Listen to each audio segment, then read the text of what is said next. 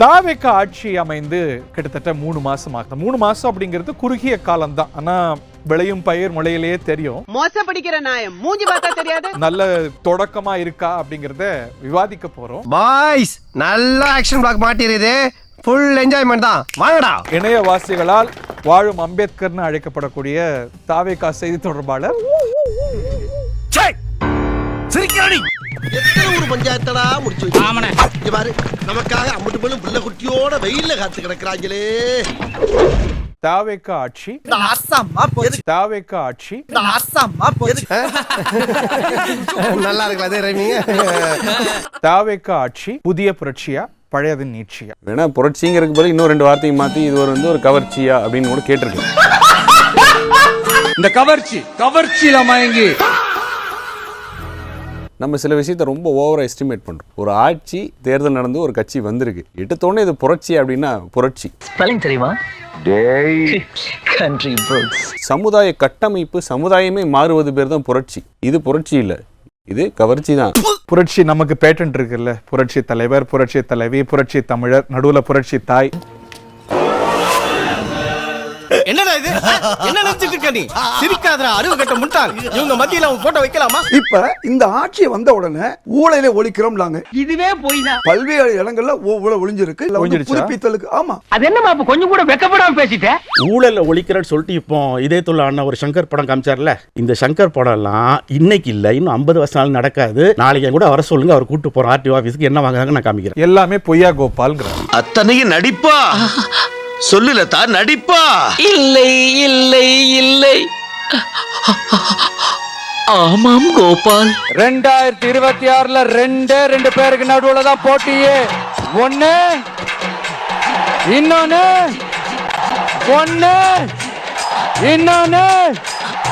2026ல கலெக்ஷனும் நாங்க தான், எலெக்ஷனும் நாங்க தான்.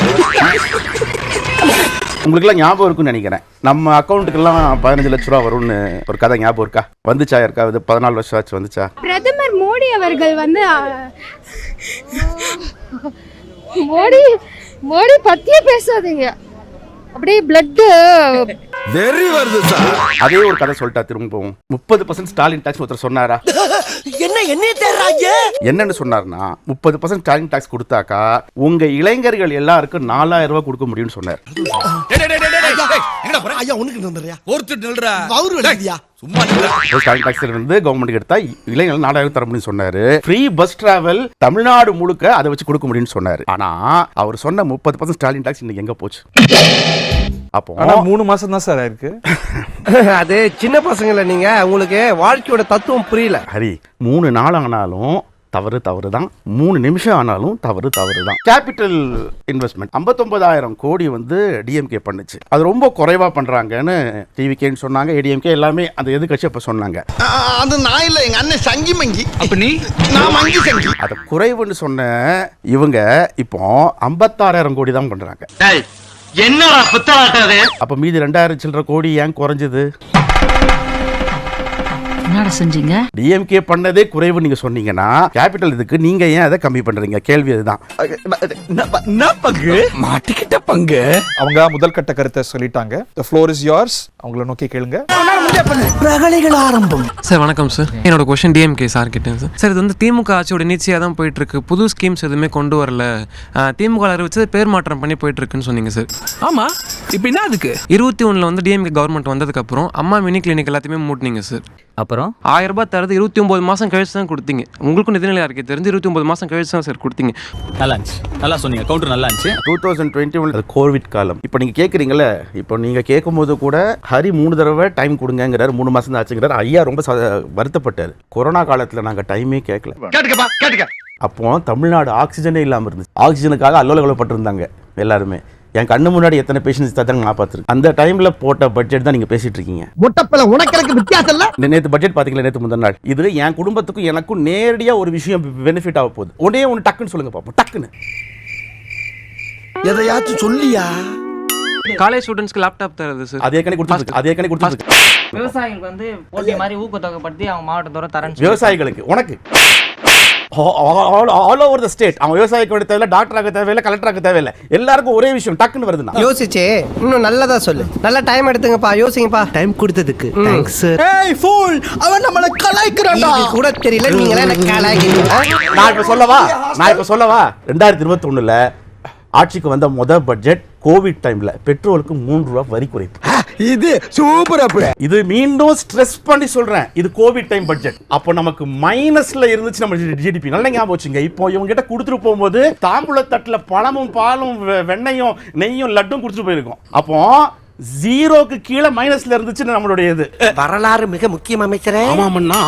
இப்போ நாகரிகம் இருக்கா இல்லையா? இல்லைங்க சார், என்னன்னா முட்டை வெளியே கொடுங்க. என்ன பேச்சு பேசுறான் தெரியுமா?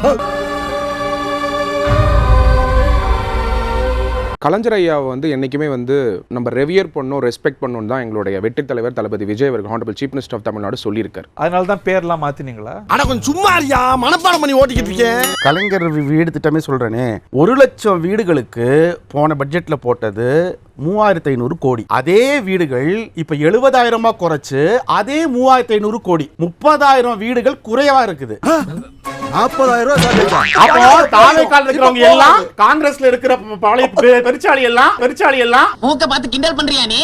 இதே மாதிரி இருக்கிற பெரும் கோடீஸ்வரர்கள் எல்லாம் தாவேக்கால டிமாண்ட் பண்ணி 10 வீடு வாங்கிடுவாங்க. ஆனா நீ பயங்கரமான ஆளியா. எவ்வளவு தூரத்துல இருந்தாலும் கரெக்டா சுமல் பண்ணி வந்துற எப்படியா? கூட்டணிங்க தான் கொடுத்தோம். ஆனா கூட்டணி ஆட்சியில் நாங்க இல்ல. கொள்ளையடிச்சது அவங்க. நாங்க எந்த மந்திரி நாங்க இல்ல. இப்போ கொள்ளடிக்க போறாங்க. ஆமா ஆமா ஆமா. அச்சச்சோ, வளர ஆரம்பிச்சிட்டனே. இந்த மாதிரி வந்து திமுகவுடைய அடக்குமுறை. என்னடா சொல்ற? யங்ஸ்டர்ஸ் வந்து கொஸ்டின் கேக்குறாங்க, ஆனா என்னையும் பேச விடாம அவங்களையும் பேச விடாம புடிங்கிருப்ப போட கிட்டத்தட்ட ஒரு 10 நிமிஷம் தொடர்ச்சியா பேசி பொய்க்கு தான் அவ்வளவு தேவை டைம். உண்மைக்கு வந்து ஒரு சில நிமிடங்களே போதும். கண்டென்ஸ் இதேன்னு சொல்லி முடிச்சிருங்க பாப்போம்.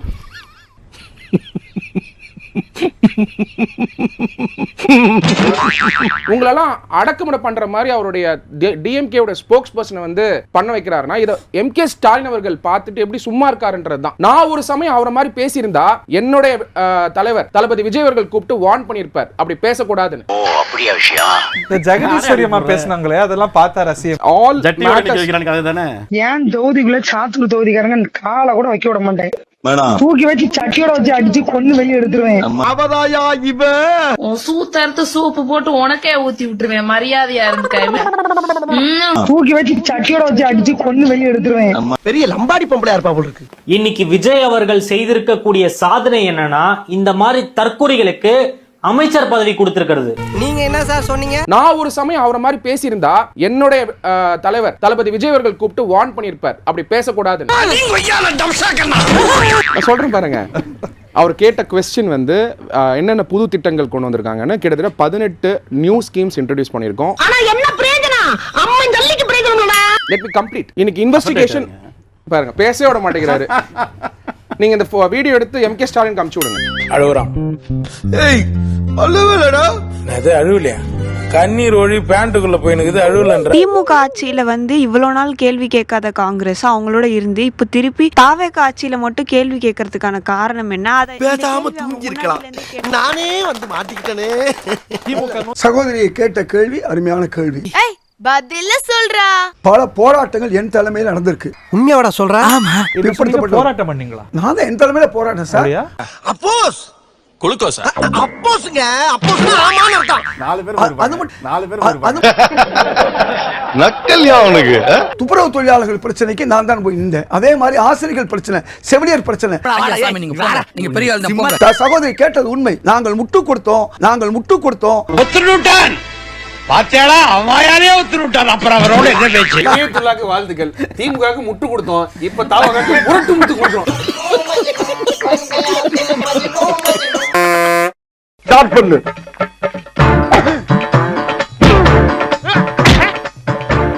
இங்கிட்டு வா. அப்படியா. படைக்கல. மண்டல மட்டும் அடிச்சல குலக்கேசல உள்ள போடுவேன். சரியா? உங்க வீட்டு பிள்ளையா நினைச்சு எல்லாரும் என்னை மன்னிச்சிருக்க.